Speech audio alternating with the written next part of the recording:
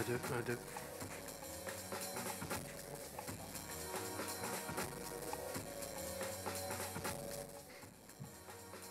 Un, un, un.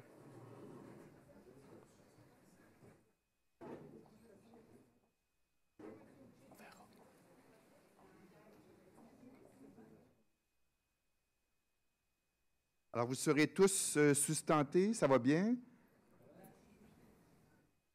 Sais-tu?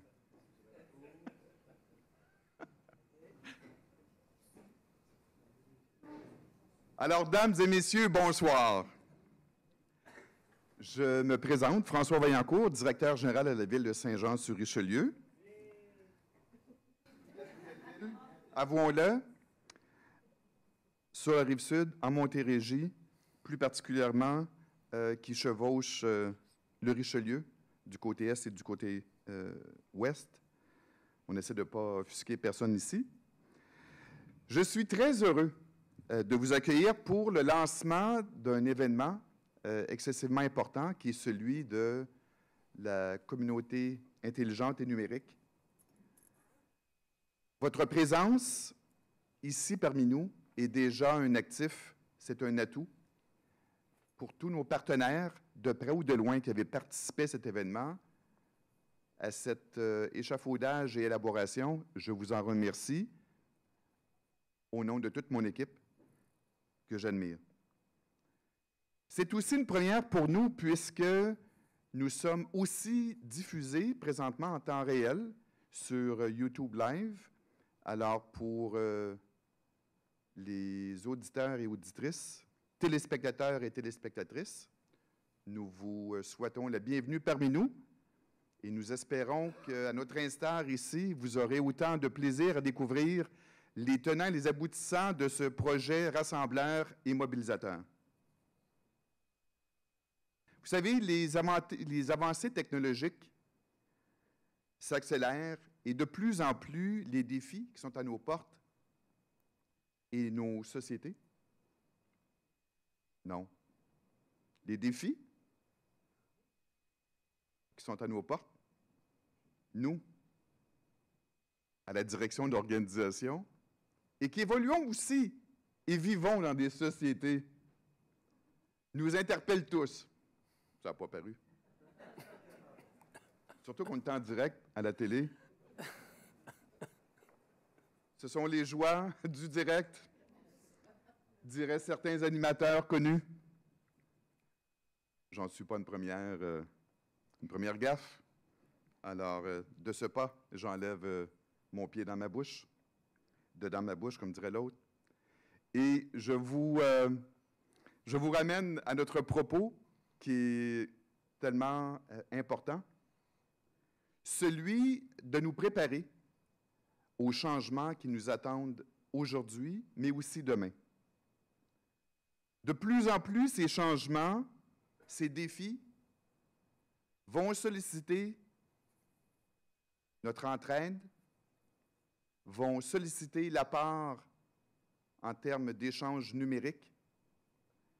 De plus en plus, nous devrons faire face à l'importance d'une communauté, une communauté qui est déjà vibrante, mais une communauté qui sera également numérique et numérisée. Et c'est pour cela qu'aujourd'hui, vous êtes tous réunis dans la même salle.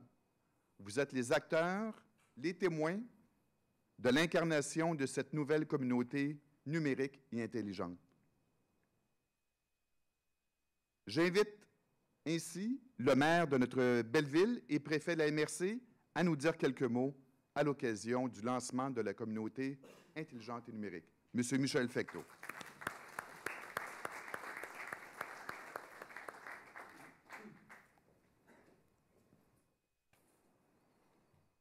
Alors, je ne savais pas qu'on était en direct. Ça arrive le lundi soir qu'on est en direct aussi. Alors, merci François. Alors, bienvenue à tous. Merci de votre présence. Évidemment, j'aimerais saluer un bon collègue, le maire Richelieu, mon ami Jacques. Bienvenue chez nous. Mme Bouchard, la présidente de la commission scolaire des Hautes-Rivières, que je n'ai pas serré la main, mais je sais que vous êtes là. Ça fait plaisir. J'ai vu rentrer tantôt, mais elle travaille bien. Distingués invités, merci beaucoup de votre présence. La Ville de Saint-Jean-sur-Richelieu est très fière de contribuer à l'arrivée de la communauté intelligente et numérique. Par cette démarche, s'amorce aujourd'hui une nouvelle façon de travailler et de créer un environnement technologique favorable en vue d'améliorer la qualité de vie des services aux citoyens actuels et surtout futurs. Avec la popularité croissante du concept des villes intelligentes, il est important pour notre municipalité de se doter d'une vision qui reflète les besoins de ces différents services ainsi que ceux de la collectivité. En matière de technologie, la Ville investit dans ses infrastructures informatiques autant pour ses besoins administratifs que pour les services directs aux citoyens. Nous offrons le Wi-Fi gratuit dans plusieurs endroits publics et proposons une panoplie de services et de formulaires en ligne sur le site Web municipal. Devant la poussée rapide des avancées technologiques, la Ville est rendue à l'étape d'inviter l'ensemble de la communauté à s'impliquer dans la définition des projets que nous désirons mettre en place au service de cette même collectivité. La Ville ne doit pas être seule à réfléchir à ce que pourrait être l'environnement numérique actuel et de demain. Elle a besoin de vous, la communauté intelligente. Merci à tous. Merci à l'équipe qui a travaillé très fort à la mise en place de ça. Un clin d'œil à M. Labonté. André, où es-tu? Là-bas. Je sais que Sylvain aussi, je le salue souvent quand ça ne va pas bien, mais il répond bien. J'ai eu l'occasion de souligner votre contribution, mon cher André, dans une autre tribune. Ça m'a fait plaisir. Robert, merci beaucoup de piloter le comité comme tel et qui est le président du bureau de la communauté intelligente et numérique. Alors, aux employés, aux acteurs de ce succès, un gros merci. Bonne soirée à tous.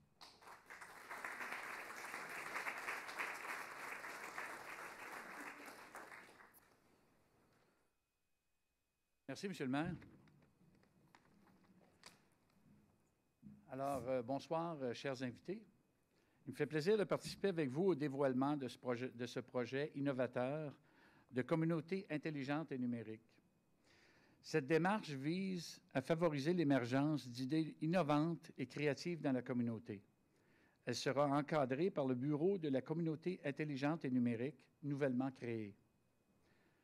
Le BCIN, vous allez l'entendre souvent, est un comité qui aura pour mandat de déterminer les objectifs, de promouvoir la communauté intelligente et numérique, de recevoir et d'analyser les suggestions et idées provenant des citoyens et de proposer des projets précis à réaliser. Le BCIN est composé d'élus et d'employés municipaux, des gens passionnés par leur métier, par les technologies de l'information et le service aux citoyens. Il s'agit de Yann Langlois, qui est conseiller municipal dans le district 10, qui est absent ce soir. Michel Hébert, directrice générale adjointe. Mario Bastien, directeur du service des loisirs et bibliothèques. Claudie Poussard, j'allais dire elle se promène, coordonnatrice aux communications. Est-ce que j'ai oublié quelqu'un? André Labonté, directeur du service des technologies et de l'information. Bien qu'il préfère rester dans l'ombre, je tiens à souligner comment nous sommes choyés d'avoir André avec nous, une personne aussi passionnée, d'avoir André au sein de notre équipe. André a initié et guidé l'élaboration de cette démarche de communauté intelligente et numérique. Il participe d'ailleurs à divers comités de travail sur la ville intelligente avec l'Union des municipalités du Québec et le réseau informatique municipal du Québec. Alors, sans plus tarder, je lui laisse débuter la présentation.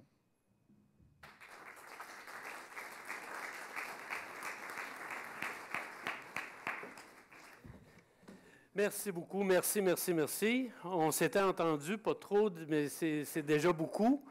C'est très gentil. Ça me met un petit peu mal à l'aise. Puis je suis gêné de toute façon, vous le voyez, hein, j'ai toujours un petit malaise de parler en public.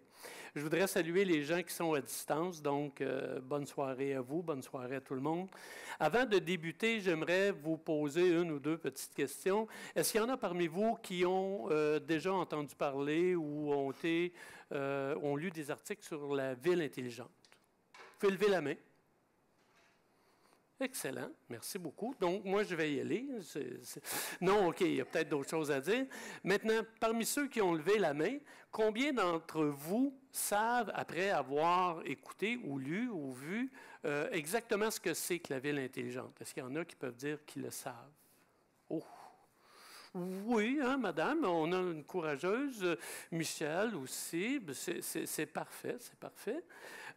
Maintenant, on va aller sur un autre registre, puis je vais vous demander si vous avez également entendu parler de la communauté intelligente et numérique. Est-ce que ça, vous avez lu ou vous avez déjà eu de l'information là-dessus? Peu. Madame, ben oui. En passant, je salue Claude Beauregard de l'UMQ, qui est responsable de la formation avec qui j'ai eu le plaisir de travailler. Donc, bienvenue. Ce que j'allais dire, c'est qu'on voit, même si on parle beaucoup de villes intelligentes, qu'il y a des concepts qui sont mal ancrés encore.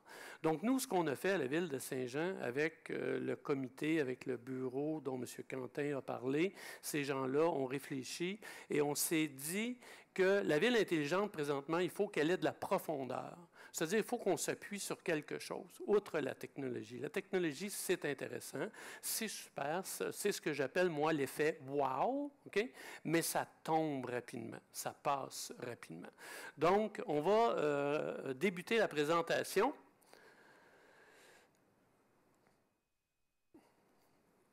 Est-ce que vous avez déjà vu ça, vous, un gars en technologie que son... est-ce que ça vous est déjà arrivé? Voilà. Alors, Sylvain, tu me suis des yeux, OK? C'est ça. Et toi, tu es dehors, OK? C'est réglé. C'est comme ça que ça se passe. Alors, ce que je voulais vous signaler, ici, c'est un petit peu le contenu. On ne le passera pas parce qu'on va le revoir durant le courant de la soirée, mais je vous laisse quelques secondes pour voir de quoi on va parler. Merci, Sylvain. Alors, d'entrée de jeu, ce que j'aimerais faire avec vous très rapidement, c'est juste de vous donner un exemple de communauté intelligente tel qu'il est véhiculé généralement par des fournisseurs. Hein? C'est-à-dire quand ils nous contactent ou ils nous expliquent ce qu'est la ville intelligente, ils vont généralement nous parler de ça. Donc, l'exemple, c'est qu'ils vont nous parler d'un tableau d'affichage de ce type-là. On connaît bien le tableau d'affichage, il n'y a rien de nouveau là-dedans. Ce qui est nouveau dans la... Je suis habitué de travailler avec lui. Ça ne me dérange plus du tout. Sylvain, est-ce que c'est réparé? Merci beaucoup, je te réengage. Donc, ce qu'on se disait, c'est ce qui est nouveau dans ces tableaux-là, c'est qu'on va prendre de l'information qu'on n'est pas habitué de voir. C'est-à-dire que ça, c'est à la porte d'un aéroport où, en plus de voir les taxis qui sont là, ils vont nous dire s'il y a des trains, s'il y a des vélos, ils vont nous indiquer les chemins pour se rendre aux hôtels. Donc, tout ça dans une même console. Donc, ils vont faire le tour complètement d'un élément pour livrer un service complet. Donc, quand on parle de ville intelligente, on parle de ce type d'équipements-là qui viennent supporter des besoins des citoyens. Un autre exemple, ça, ce qu'on voit là, c'est une rue à Barcelone. Donc, ce que je veux vous indiquer par là, c'est les lampadaires qui sont là. Ce sont ce qu'on appelle des lampadaires intelligents qui sont contrôlés à distance, dont on peut contrôler l'énergie qui est émise selon les différentes conditions climatiques. Il y a des capteurs solaires qui viennent fournir des objets connectés. Donc, les villes, on a plein d'objets qui ont intérêt à être connectés pour être capables de la télémétrie, pour être capable de prendre des mesures à gauche et à droite. Donc, de façon conventionnelle, on va se dire que c'est ce qui est sous-entendu par la ville intelligente. Maintenant, c'est vrai que c'est intéressant, c'est bien comme ça, mais on a voulu pousser ça quand même un peu plus loin, parce que ça, après que la technologie, puis que le lampadaire est installé, puis que les citoyens l'ont vu, il n'y a plus grand-chose d'autre à faire avec ça.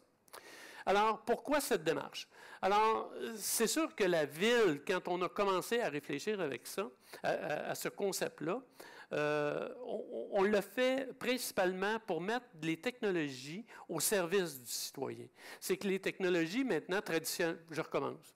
traditionnellement, dans une ville, service des technologies, des gars comme moi, ils n'étaient pas devant vous en train de discuter avec vous. On était dans un bureau, dans le fond d'une pièce, et on réparait des ordinateurs. Traditionnellement, c'est ça, des informaticiens.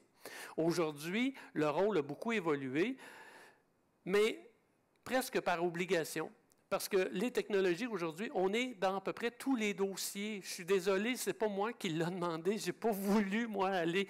Mais on va construire un édifice, on va passer du câblage de réseau informatique, on va mettre des caméras, on va mettre des systèmes d'alarme, on va mettre tout ça. Donc, au bout de la ligne, on est impliqué dans plusieurs dossiers.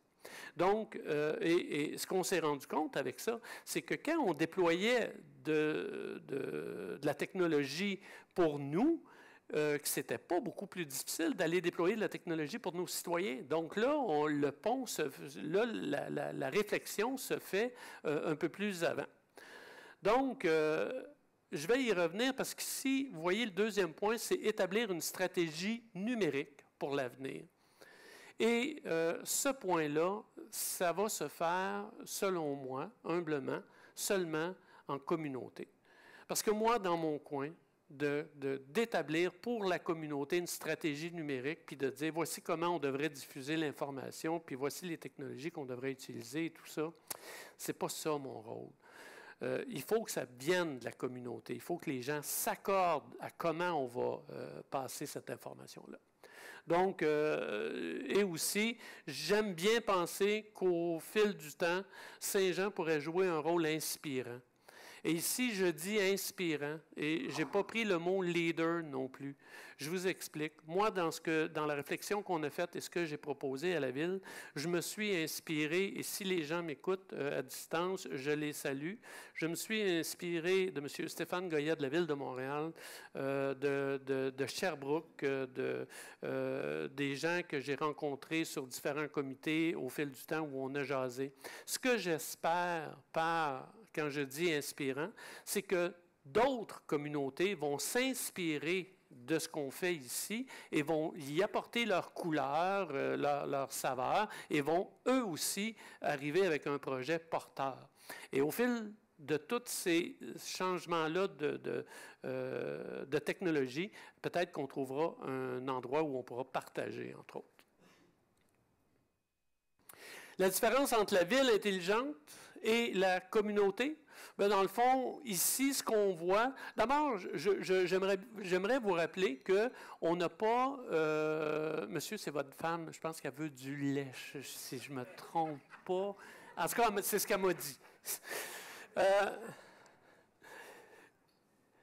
Quand on regarde, il n'y a pas un mauvais et un bon concept. Hein? Ça n'existe pas. Okay? C'est des concepts qui sont un peu différents. Dans le concept de la ville intelligente, la ville est vue comme étant un fournisseur de services, ce qui est vrai. C'est notre rôle. Donc, on fournit des services à des maisons d'enseignement, à des citoyens. J'aurais pu le faire plus gros, mais moi, je suis très délicat.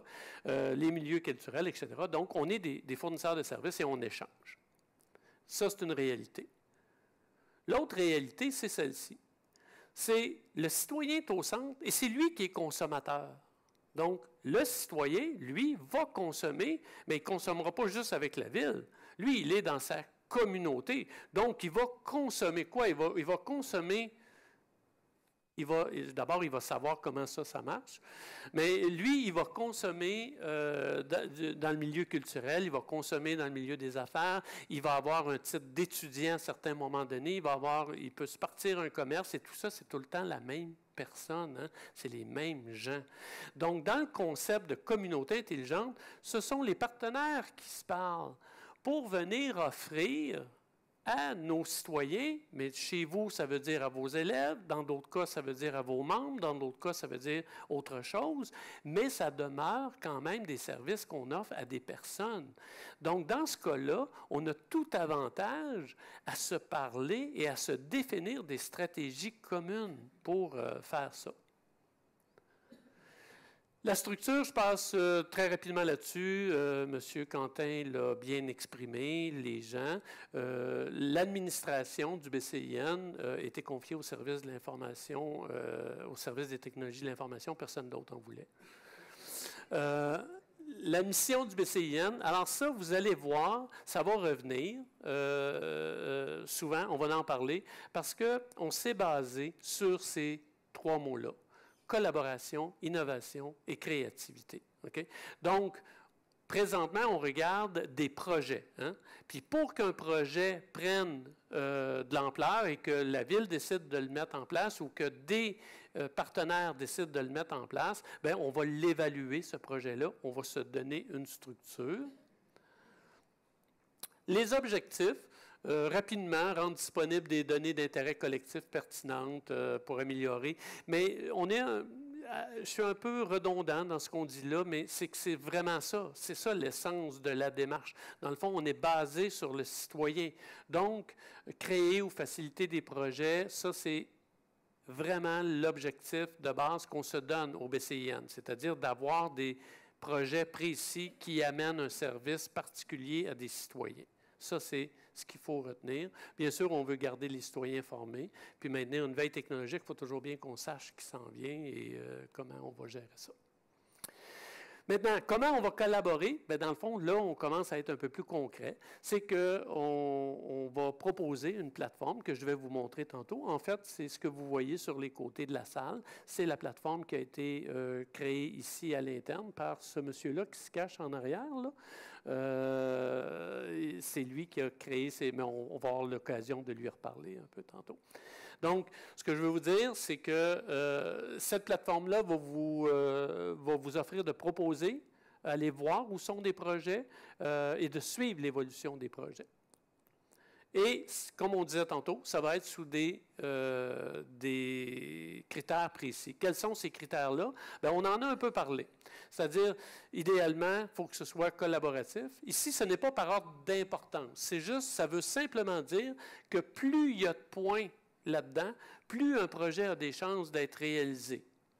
Donc, il est collaboratif, innovateur et créatif, il inclut une part de technologie, il correspond aux ressources, c'est assez important, aux ressources disponibles en temps humain, mais aussi en argent, parce que comme c'est une communauté, la ville peut en faire un bout, mais il y a aussi nos partenaires qui peuvent faire aussi certains bouts, donc il faut que ça corresponde à vos ressources disponibles également. Maintenant, on va parler un peu des rôles, le rôle de la ville là-dedans. Alors, qu'est-ce que nous, on va faire? C'est qu'on va offrir la plateforme de collaboration, on en a parlé.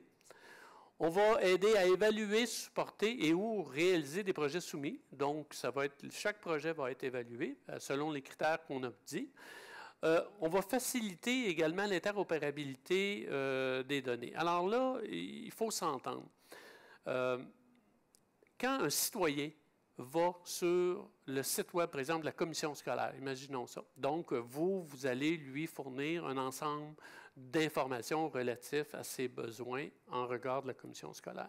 Il va venir sur notre site pour la ville, il va aller dans différents autres sites de plusieurs organismes. Ce qu'on pourrait commencer à faire comme réflexion, c'est de se dire, est-ce qu'on est redondant?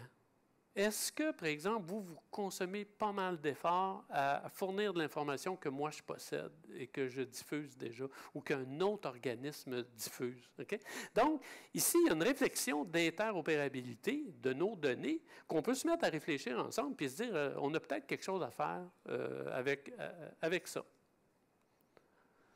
Le rôle des partenaires, bien, ça va être semblable. Votre rôle à vous, dans le fond, ce qu'on s'attend, c'est qu'il soit similaire à celui de la ville. Hein? C'est-à-dire que, par exemple, le partenaire, vous allez représenter, et c'est pour ça qu'on vous a choisi ici ce soir, parce que dans plusieurs cas, vous représentez beaucoup de personnes dans notre communauté, chacun d'entre vous.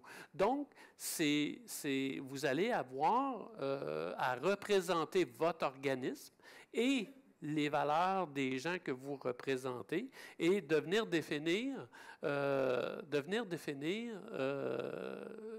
vision avec nous et avec les autres partenaires.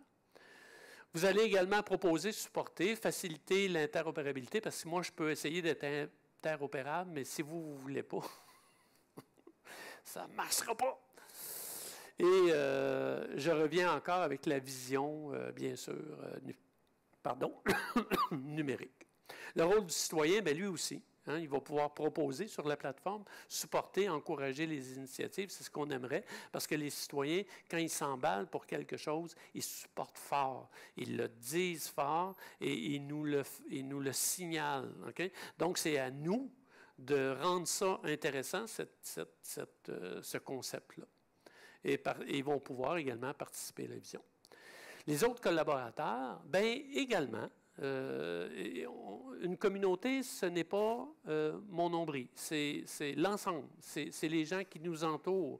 Et également les villes voisines, les villes qui veulent collaborer, qui veulent entrer dans cette dynamique-là sous forme de collaboration, en partie. On est complètement ouvert, on va discuter, on va regarder c'est quoi les possibilités.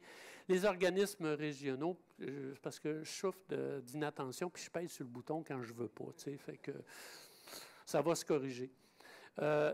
Des organismes régionaux ou provinciaux, les gouvernements provinciaux et fédéraux, bien sûr, et dans le cadre de certaines stratégies du gouvernement provincial, il serait intéressant que la communauté fasse des demandes au gouvernement pour financer une partie des activités qu'on pourrait avoir en communauté intelligente, parce que jusqu'à maintenant, dans les plans qui ont été soumis du gouvernement provincial, il y a des bonnes intentions, mais il n'y a pas ça pour nous. Il y en a pour les entreprises, mais les villes, il y en a peu. Alors, ça pourrait être, entre autres, un des éléments qu'on pourrait aborder. Un mot sur le partage. Il faut encourager le partage. Je pense que tout le monde va s'accorder avec ça. Il y a un vieux sage qui a dit la chose suivante. En fait, c'est mon frère. Il s'appelle Pierre, OK?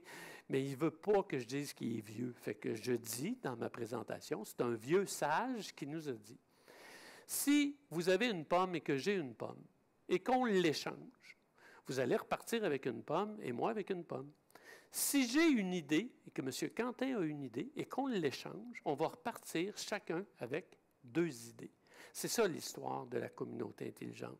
L'histoire, c'est de bâtir ensemble sur des partages qui ne sont pas si évidents que ça au départ, mais au fil du temps, il faut juste voir que ça se multiplie. Et quand je vous disais au départ, moi j'ai été inspiré par d'autres villes, par des individus, par des gens avec qui j'ai parlé et qu'on a mis ensemble un projet comme celui-là, bien c'est parfait, c'est ça l'essence de ça et on veut le projeter à nouveau et que ça continue. Je vous rappelle, et ça c'est tiré, c'est une diapositive que j'ai prise, donc peut-être qu'il y en a plusieurs ne l'ont pas vue, mais c'est simplement dans le cadre du projet de loi 122 du gouvernement provincial. Ils ont fait une petite liste pour rappeler c'est quoi les responsabilités du gouvernement provincial par rapport aux municipalités. Et je veux juste vous faire remarquer la liste qui est là. On voit que les responsabilités d'une ville, c'est très important. Il y a beaucoup d'éléments. Et quand on se qualifie de gouvernement de proximité, bien sûr, on veut améliorer la qualité de vie de nos citoyens, mais c'est sûr qu'on doit le faire toujours en gardant en tête que c'est le citoyen qui est au cœur de cette démarche-là. Quand on va faire ça, et qu'on va parler d'amener des choses tout à fait intéressantes, il faut s'assurer de ne pas créer ce qu'on appelle aujourd'hui la fracture numérique. La fracture numérique, c'est qu'on rentre de la technologie et on oublie un grand pan de nos citoyens qui, eux, ne suivent pas. Et on ne leur parle pas à eux. Et on continue à faire de l'évolution et ces gens-là se sentent de plus en plus délaissés. C'est ce qu'on appelle la fracture numérique. Il faut l'éviter. Il faut faire attention à ça. Il faut aussi appuyer la démarche de développement de quartiers éco-responsables. Puis là, ça aurait dû être en gros, agréable à vivre. Parce qu'hier, je soupais avec Aristote, c'est un de mes vieux amis, et il m'a parlé de plein d'affaires. Écoute, il n'a pas arrêté de jaser de la soirée, mais entre autres, il m'a dit une chose qui était quand même intéressante. Il m'a dit, il n'y a rien dans notre intelligence qui ne soit passé par nos sens. Il était sous, mais en tout cas, je trouvais que ça faisait du bon sens. Et ça, ce que ça veut dire que si on veut séduire, si on veut amener un élément d'intelligence dans nos villes, et si on veut dire à nos citoyens qu'on avance comme ça, il faudra les séduire dans leur sens. Donc, il faudra que l'environnement dans lequel on leur propose de vivre, il faudra que ce soit agréable et que ce soit quelque chose qui est intéressant pour eux, qui doivent... Alors, rapidement, je vous présente D-Wave. D-Wave, en fait, son nom au complet, c'est D-Wave 2. Okay? Mais ils l'ont coupé, ils l'ont appelé D-Wave. Sa maman, c'est Google. Son papa, c'est la NASA. Ça, c'est un super calculateur qui est sorti en décembre 2015, donc qui existe. Et ils se sont rendus compte, ils ont démarré ça pour tous les physiciens dans la salle, levez la main. Ah, OK. Alors, c'est moi l'expert. C'est des calculateurs quantiques. Okay? Donc, on va oublier un peu le terme, puis on va dire la chose suivante, c'est qu'ils ont résolu des problèmes 100 millions de fois plus rapidement que les ordinateurs actuels. Donc, 100 millions, quand c'est de l'argent, on est habitué, c'est une petite somme d'argent et tout ça, mais 100 millions, là, si je prenais des ordinateurs actuels d'aujourd'hui et que je le faisais travailler 100 millions d'années sans arrêter, cet ordinateur-là le ferait en 1 an. Okay? Donc, et ce n'est pas de la science-fiction, là. Ça existe, c'est été publié, c'est dans la vie, ça, là. Okay? Quand on jumelle le fait qu'on a des calculateurs quantiques avec la somme de données qui est générée aujourd'hui avec les grands marchés comme Google, Facebook. En fait, il y a un terme qui représente ces 4 grands-là qu'on appelle GAFA, qui identifie les 4 principaux collecteurs de données. Ces gens-là se sont unis pour développer une technologie rapidement. Ce que ça veut dire, c'est du deep learning, c'est le terme anglais, on le traduit par apprentissage profond. Oui, voilà. Donc, ce que ça vient faire, c'est qu'ils se sont rendus compte que pour qu'un ordinateur apprenne de lui-même, ce n'est pas des algorithmes qu'il faut mettre, c'est beaucoup, beaucoup de données pour que l'ordinateur aille voir chacune des possibilités et revienne avec une information très précise. Okay? Donc, ça amène le machine learning. Le machine learning, maintenant, imaginons la chose suivante. J'en ai une machine comme ça. OK, ça veut dire qu'elle va accumuler beaucoup de connaissances. Ça. Attention, je ne parle pas d'intelligence, là. On parle de données. OK? Mais quand même, des données, c'est quand même très intéressant. Imaginons maintenant que ces machines-là, il en existe 3 millions dans le monde. Hein, ça va arriver. Et que ces 3 millions de machines-là travaillent 24 heures par jour, 7 jours par semaine. Ils ne prennent pas de pause, ils ne vont pas se coucher, ils ne sont jamais fatigués. Et on peut-tu imaginer à quelle vitesse on va se retrouver avec des experts, des machines qui vont être des experts. Ce ne seront pas des humains, là. Ça va être juste des experts qui vont être capables de venir faire la chose suivante, de dire un diagnostic, Monsieur Bastien, on pense que c'est telle maladie que vous avez, la machine nous a dit qu'il y a 99,9% des chances que ce soit ça. On devrait vous opérer de telle façon, avec telle technologie et tout ça. Donc, bon, et pourquoi je vous parle de ça? D'abord parce que j'aime ça, mais pas juste pour ça. Juste pour dire que la communauté, la vision qu'on va se définir, on va faire face à ça. Et ça, c'est pas loin. C'est dans relativement peu de temps. Si on ne s'est pas assis jusqu'à ce moment-là, qu'on n'a pas jasé ensemble, qu'on ne s'est pas donné d'orientation, on va réinventer la roue chacun dans notre coin et on va tous avoir une inquiétude commune. Qu'est-ce qu'on fait avec ça? Est-ce qu'on laisse rentrer ça? Est-ce qu'on adopte ça? Etc. Donc, la vision numérique, c'est aussi de faire face à ce qui s'en vient dans l'avenir. En conclusion, la communauté intelligente et numérique, moi, je vous propose de la considérer comme un outil. C'est point à la ligne, c'est un outil, on se donne une façon de travailler et ça devient un outil qui va nous permettre de partager une vision, augmenter les services.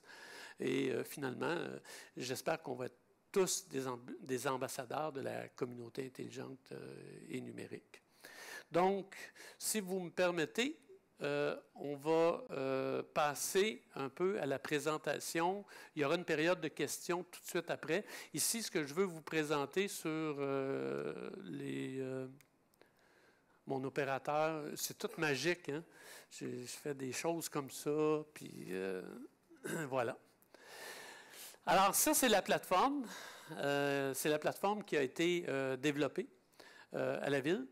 Donc, rapidement, on va regarder la démarche. Donc, dans le fond, vous en faites pas, je ne vous donne pas un cours, c'est très intuitif. Je veux juste qu'on la repasse rapidement parce qu'on va parler des projets. Ce que je veux vous faire remarquer, c'est que c'est facile d'utilisation. Donc, quand vous allez aller sur cette plateforme-là, le nom du site, c'est intelligente.sjsr.ca. C'est un nom assez facile à retenir. Donc, vous allez pouvoir voir la démarche qu'on a utilisée. On va passer les projets, on va aller sur « Participer », on va aller sur « Proposer une idée ». Donc, encore une fois, vous êtes tous habitués avec des formulaires. Vous allez être capable d'aller là et de mettre les informations requises. Vous allez pouvoir joindre des documents. Et ça va rentrer au BCIN, le bureau que M. Quentin nous a dit tantôt. Et il va y avoir une évaluation qui va être faite de ce projet-là. Alors, on n'est pas... c'est tout genre de projet. Hein? C'est pas tous des gros projets. C'est pas toutes des grandes affaires. Ça peut être des choses relativement simples. Ça peut être de tous ordres. Monsieur me l'avait dit, il m'a dit, si t'es plate, moi je prends mon manteau. Non. non, il m'avait avisé au début, il m'avait dit, je vais devoir quitter. Donc, merci beaucoup d'être passé nous voir. Et donc, vous allez pouvoir proposer des idées de façon relativement simple. Aussi, vous allez pouvoir les consulter et suivre l'évolution de ces idées-là. Sur ressources, alors ici, on va publier, entre autres, le premier document qui est publié sur la plateforme, c'est la présentation que je vous ai faite tantôt. Donc, elle est sur la plateforme pour des gens qui veulent la revoir ou des fois, je ne suis pas très clair, fait que vous pourrez prendre votre temps et relire ça tranquillement. Donc, mais ici, il va y avoir éventuellement beaucoup de documents qui vont se joindre là, qui vont avoir rapport avec notre dossier. L'équipe, bien, dans le fond, on va cliquer un peu dessus, juste pour montrer, regardez comment il est photogénique, M. Quentin, là-dessus. C'est vraiment une belle photo. Et M. Langlois. Et c'est ça, je voulais juste montrer la photo. Non. Non, c'est parce que tu n'as pas vu de photo de moi, toi. Hein? Oui, insistons pas, OK? Allons ailleurs. On a plein de choses à jaser. OK.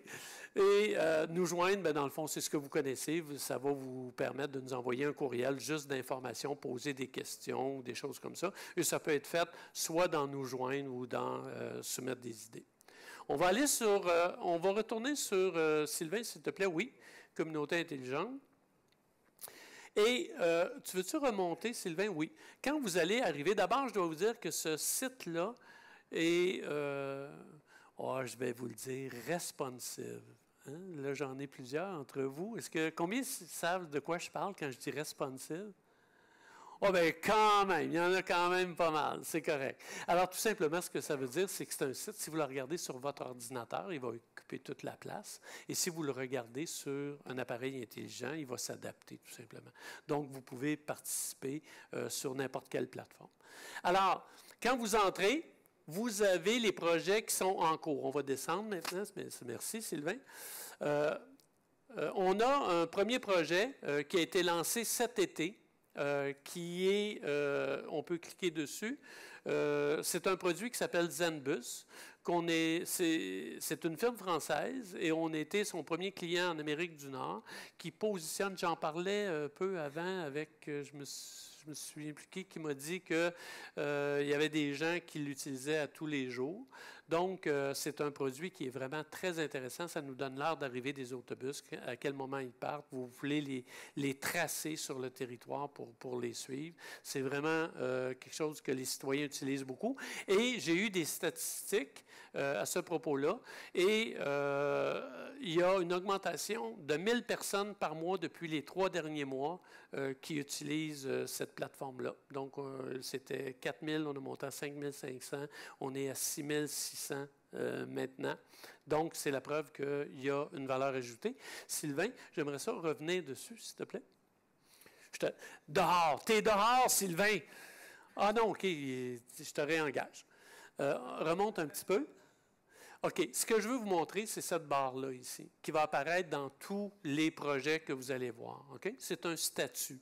Donc, quand vous voulez savoir un projet en particulier, il est rendu où, vous allez vous facilement, vous allez le voir. S'il est à l'étude, c'est ça qui va être allumé. S'il est en conception, en réalisation ou en déploiement. Comme ce projet-là est déployé, alors vous voyez déploiement. On va aller sur l'autre projet.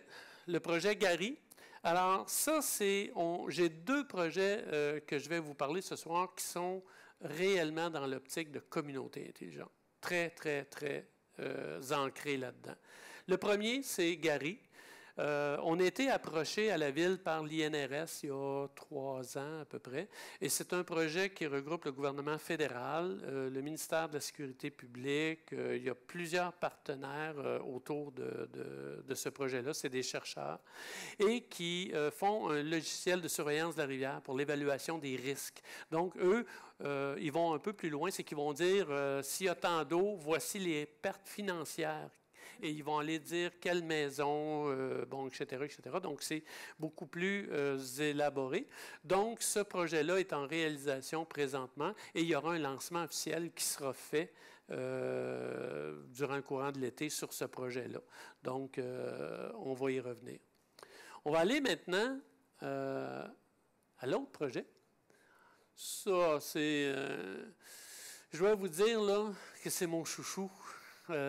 J'aimerais ça, on a 5 personnes ce soir du Cégep qui sont ici. J'aimerais ça qu'ils se lèvent, s'il vous plaît, les gens du Cégep. Merci. Je voulais vous les présenter. Voulez-vous vous nommer, s'il vous plaît? Simon, tu étais dans quelle équipe, Simon? L'équipe web? Dans l'équipe mobile? Merci. De l'API, excellent. L'enseignant, excellent. Vous voyez qu'il a l'air aussi jeune que les autres, hein? C'est bien, vous pouvez vous rasseoir. Je voulais absolument vous les présenter. Je vous explique rapidement. On va faire un lancement officiel pour l'application qu'ils ont fait, mais ça rentre tellement dans ce qu'on veut s'expliquer ce soir. Je vous explique. Il y a 2 ans, j'ai contacté le Cégep avec une petite proposition en disant, écoutez, il faudrait peut-être qu'on jase. On est ouvert, on est du bon monde. T'sais. Donc, la première année, on n'a pas pu vraiment échanger vraiment parce qu'il était trop tard dans la saison. Cette année, Gabriel, M. Lupien, il n'est pas ici, Robert, avec vous ce soir? Non? Okay. Il est envoyé comme représentant, c'est ça? Excellent. On le salue quand même.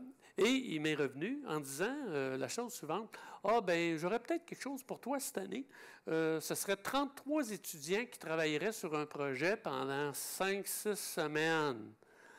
Et là, on a eu énormément de temps pour se préparer. Écoute, ce monsieur-là, Gabriel, est venu me voir. On a parlé une semaine. Tu es venu la semaine suivante me rencontrer au bureau pour me dire, ben écoute, livre-moi ton projet la semaine prochaine, on commence. Donc, moi et mon équipe, on a eu tout le temps de vraiment faire une analyse approfondie. Mais c'était tellement enthousiaste qu'on a embarqué là-dedans à 100 000 à l'heure. Et ces gens-là sont en train de préparer un produit. Ce que ça va faire, dans le fond, c'est un produit qu'on a appelé Autour de moi. On a eu beaucoup de suggestions de ces étudiants-là. On leur a donné carte blanche pour qu'ils nous proposent des choses. Ils nous ont amené des éléments tout à fait intéressants. Dans le fond, grosso modo, qu'est-ce qu'on va vouloir faire avec ça? C'est que ça va être une application qui va se retrouver sur votre portable, qui a plusieurs fonctionnalités. Je ne vous les dirai pas toutes parce qu'on va avoir un lancement officiel à un moment donné pour ça. Mais entre autres, c'est que ça va vous positionner géoréférencé et vous allez avoir un petit menu et vous allez pouvoir dire ce que vous voulez voir autour de vous. Donc, par exemple, si vous cherchez une source Wi-Fi gratuite, vous allez cliquer là. Et il va vous positionner, puis il va vous montrer autour de vous où sont les zones Wi-Fi de la ville. Et je ne veux pas trop en dévoiler parce qu'on va avoir un lancement officiel, mais ça va être de ce type d'application-là. Et la collaboration qu'on a eue et de Gabriel, qui est le professeur, là, le jeune professeur, là, et de ses étudiants. Je veux juste souligner la qualité de l'enseignement qui se fait à Saint-Jean. Moi, j'en étais pas aussi conscient que ça, mais des gens qui sont en technique, ce sont des gens extrêmement qualifiés, ils nous ont présenté des éléments dans leur travail. Je tiens vraiment à le souligner et vous remercier beaucoup. Mais Sébastien, merci, oui, tout à fait, tout à fait, tout à fait, tout à fait. Le monsieur, là, non, lui, c'est le grand-père. Il va visiter ses petits-enfants qui sont là. Je ne voyais pas ce qui se passait en arrière, là. Sylvain? OK. Excellent. Donc, on va revenir. Il nous reste un autre projet. Donc, il y a eu un lancement qu'on appelle silencieux. C'est en ligne depuis, combien de temps? 1 heure. 1h07 cet après-midi. Voilà. Il me semblait que ça faisait longtemps aussi. En technologie, là, 6 heures. Là. Écoute, il est déjà désuet. Il faut qu'on pense à le revamper. Là. Donc, c'est le site de la ville, mais en version mobile. Okay? Donc, il y a eu du travail de fait par les communications et aussi avec des gens de mon équipe, un monsieur qui s'appelle Edmond Pelletier, que je salue, qui ne peut pas être ici ce soir, mais qui a beaucoup travaillé sur ce projet-là et qui amène une autre couleur à la distribution de l'information numérique. Donc, c'est une façon un peu plus facile d'aller chercher de l'information. Ce n'est pas aussi complet que le site web de la ville, là, on s'entend, mais par contre, c'est un peu ce que les gens demandent aujourd'hui. Ils veulent du contextuel, ils veulent être positionnés plus rapidement. Donc, ça, c'est simplement sjsr.ca. Et vous allez arriver sur l'application mobile. Si vous êtes sur un ordinateur, c'est un site qui est responsive. Donc, qui va savoir quel outil vous utilisez. Si vous utilisez votre téléphone. Merci beaucoup. Merci. J'ai de la misère parce que... mon Dieu, déjà 6h25. C'est ça. Habituellement, je suis couché à cette heure-là. Alors, c'est ça. Alors, je vous invite, vous pourrez aller regarder ça et nous donner vos commentaires et vous proposer ça. Donc, je pense que j'ai quand même assez jasé.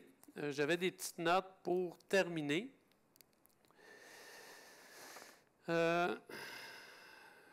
Comme on a mentionné également, la présentation est disponible si vous voulez la revoir. Vous pourrez également revoir la présentation sur YouTube, peut-être en soirée, c'est ça, en tout cas éventuellement, ce sera sur YouTube. 2 adresses à souvenir, sjsr.ca, ça c'est pour l'application mobile du site web, et intelligente.sjsr.ca, ça c'est pour accéder à l'autre plateforme. Alors, nous avons hâte de lire vos commentaires et suggestions. Vous aviez une question, M. Cartin? Oui. Oui, tout à fait. Tout à fait. Merci beaucoup. Merci beaucoup. Ce n'est pas quelque chose qui est différent. C'est accessible également à partir pour intelligente.sjsr.ca. Et aussi, avant de terminer, j'aimerais ça lancer un merci particulier à notre équipe, l'équipe de Anne Potvin, des communications, qui m'ont jeté à terre avec leurs compétences et leur agilité. Je veux saluer Claudie Poussard, Mathieu Lambert qui a fait notre site, Isabelle qui a travaillé pour nous, qui nous a fait, entre autres, ce que je suis en train de lire, c'est elle qui l'a écrit, fait que si vous n'aimez pas ça, c'est de sa faute. Mais elle n'avait pas mis les remerciements. J'ai été obligé de les mettre. Tu sais ce que c'est le monde, hein? Il ne t'écoute pas.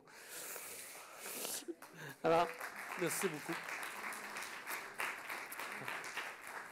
Excellent. Donc, on peut passer à une période de questions. Si vous avez des questions sur ce qu'on a dit, ça va me faire plaisir. Et non.